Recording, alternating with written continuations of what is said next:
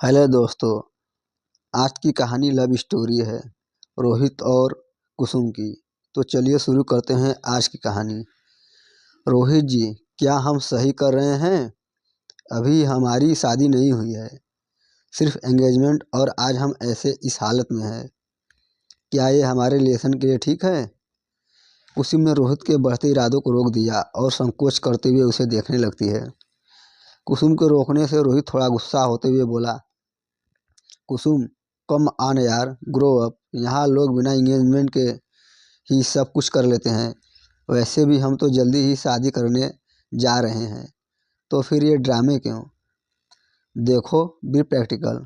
और वैसे भी क्या फ़र्क पड़ता है, हम तो फ्यूचर में हस्बैंड एंड वाइफ होने वाले ही हैं।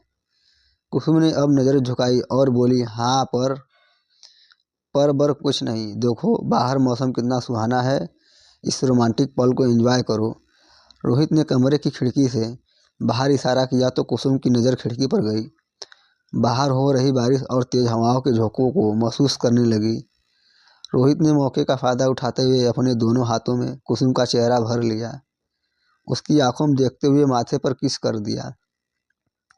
एक स्त्री को जीतने के लिए सबसे पहले उसका भरोसा जीतना अनिवार्य होता है। कुसुम भी यहाँ अपना भरोसा हार चुकी थी और ये काम रोहित को बखूबी आता है। उसने कुसुम के साथ ये पड़ाव पार कर लिया था। कुसुम रोहित के सामने खुद को समर्पित कर चुकी थी। 20 साल की कुसुम सेकेंड ईयर की स्टूडेंट थी। वह निहायत ही खूबसूरत और बेहद ही इनोसेंट लड़की थी। दिखने में दुबली पतली, इंद्र की किसी अप्सरा के समान कुसुम पहली ही नज़र में किसी भी मर्द को भा जाने वाली लड़की थी। बचपन से ही कुसुम एक पारिवारिक और परिवार की जिम्मेदारियों को सर्वोपरि मानती थी। उसके घर में उसके बड़े भाई और भाभी के अलावा कोई नहीं था। उसकी ज़िंदगी अपने भैया और भाभी के इर्द गिर्द ही घूमती थी। वही रोहित एक रसूखदार अमीर परिवार का बिगड़ैल बेटा था। वो शहर के बड़े कॉलेज में पढ़ाई करता है। उसके पापा पॉलिटिक्स में सक्रिय भूमिका में निभाते हैं, जिसका फ़ायदा वो पल पल उठाता रहा है। उसकी इंगेजमेंट से पहले उसके कई शहरी लड़कियों के साथ रिलेशंस के चर्चे आम होते रहते थे। उसका मानना था, लड़की केवल मनोरंजन का साधन मात्र होती है। कुसुम की शादी उसके एक दूर के रिश्तेदार ने अपनी पहुंच का इस्तेमाल करके किसी तरह से रोहित के साथ फिक्स करा दी थी। उनकी एंगेजमेंट को अभी महीना भी नहीं हुआ था।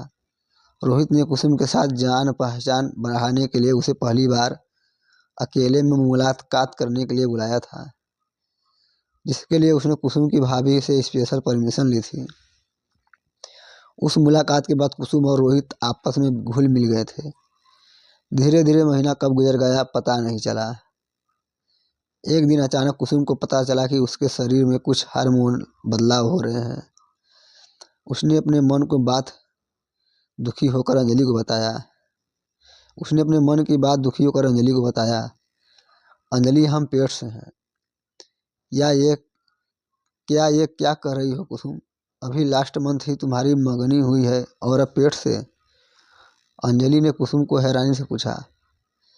कुसुम अपने कमरे की खिड़की के पास आंखों में आंसू और हाथ में प्रेगनेंसी टेस्टिंग किट लिए खड़ी थी, जिसमें गहरे लाल रंग की 2 लकीरें कुसुम के प्रेग्नेंट की साफ साफ गवाही दे रही थी। अंजलि कुसुम की बेस्ट फ्रेंड थी। कुसुम और अंजलि के बीच कुछ भी छिपा नहीं रहता था। तुम ऐसे स्टैचू क्यों बनी हुई हो? अरे, तो क्या हो गया अगर प्रेग्नेंट हो? मुझे तो बहुत खुशी हो रही है, मैं जल्दी ही मौसी बनने वाली हूँ। अंजलि ने कुसुम को खुश करने के लिए मजाक किया। कुसुम ने अपने आंसू साफ किए और उसे घूरते हुए कहा, तुम्हें मजाक सूझ रहा है, हमारे कुछ समझ नहीं आ रहा कि क्या करे क्या नहीं। अंजलि फिर से मुस्कुराने लगी। अरे, मजे तूने लिए हैं तो सजा भी तुम्हें ही मिलेगी ना, मुझे तो नहीं। अंजलि, प्लीज, हम मजाक नहीं कर रहे हैं, कुसुम ने चिल्लाते हुए कहा। ओके सॉरी बाबा, मैं तो मजाक कर रही थी।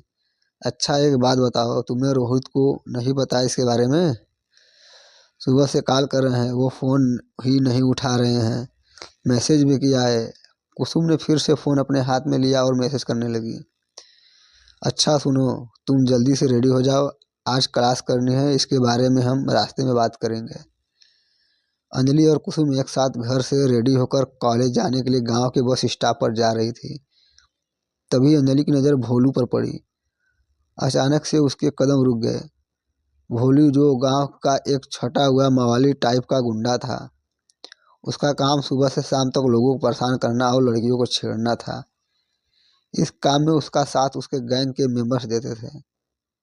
क्या हुआ, तुम रुक क्यों गई? कुसुम ने अंजलि को हैरानी से पूछा।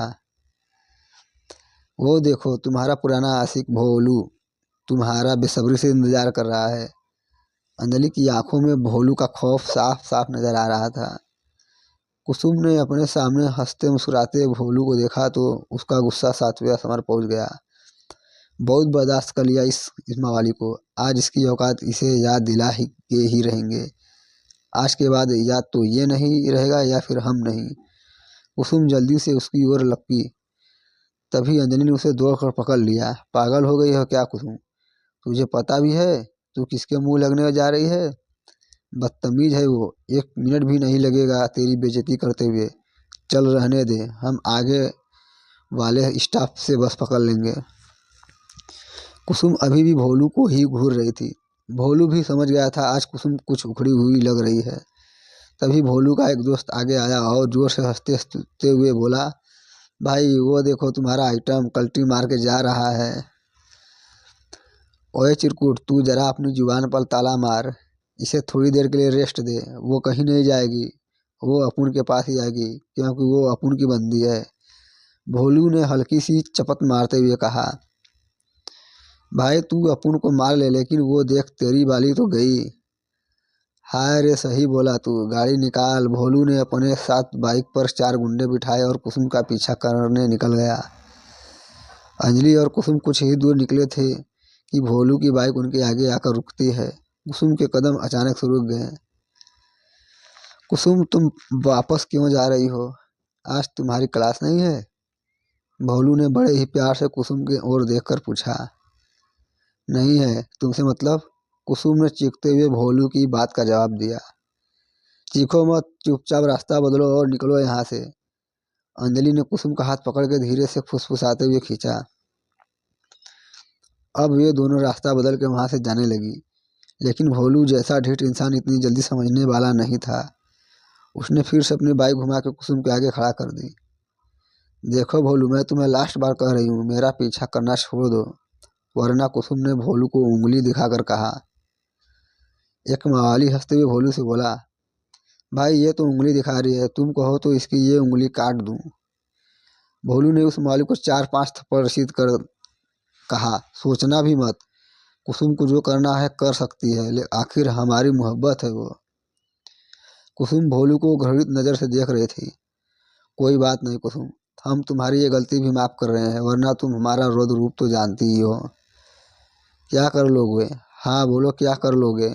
मैं चिल्ला चिल्ला के पूरे गांव को बता दूंगी तुम मेरा पीछा करते हो और मुझे परेशान करते हो। पुलिस में भी बताऊंगी। कुसुम का गुस्सा आज फट पड़ा था।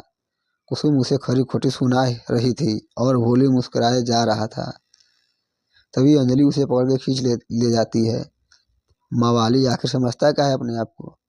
ठीक है जाओ, आज तुम्हें लेट हो रहा होगा, कल मिलते हैं। भोलू ने मुस्कुराते हुए हाथ हिला के बाय बाय कहा।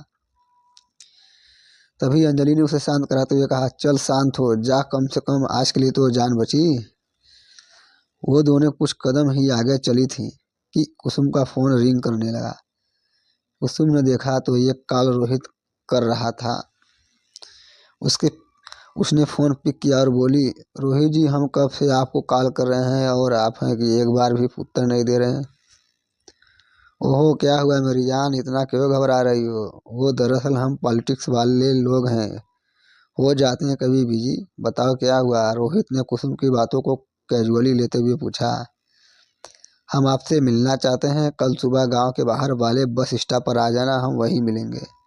अरे वाह, आपको मिलना है और हमसे? ये तो खुशी की बात है। पर यूँ बस स्टॉप पर क्यों? किसी होटल में मिलेंगे, इसी बहाने कुछ 2-4 प्यार मोहब्बत की बातें भी हो जाएंगी। रोहित की बातें तो उसके मंसूबे से आप समझ आ रहे थे, लेकिन कुसुम इस बार ऐसा वैसा कोई भी कांड करने वाली नहीं थी। उसे तो अपनी प्रॉब्लम के बारे में रोहित को विस्तार से बताना था। नहीं रोहित जी, हमारे पास इतना वक्त नहीं होगा। हम कॉलेज आ जाते वक्त आपसे कुछ देर बात करना चाहते हैं, प्लीज़ हमारी बात मान लो। ठीक है, हम तुम्हारी सारी बातें मानेंगे, पर एक बात भी तुम्हें माननी होगी। ठीक है, हम कल मिलते हैं, सेम टाइम पर। बाय। क्या होगा कुसुम की प्रेगनेंसी का? क्या रोहित शादी से पहले प्रेग्नेंट लड़की से शादी करेगा? कैसे कुसुम करेगी अपने घर वालों का सामना? जानने के लिए देखिए इस कहानी का अगला भाग। स्टोरी आपको कैसी लगी कमेंट करके मैं ज़रूर बताएं। और अगर चैनल पर नए हैं तो चैनल को सब्सक्राइब भी कर ले। धन्यवाद। आगे की वीडियो के लिए बने रहिए।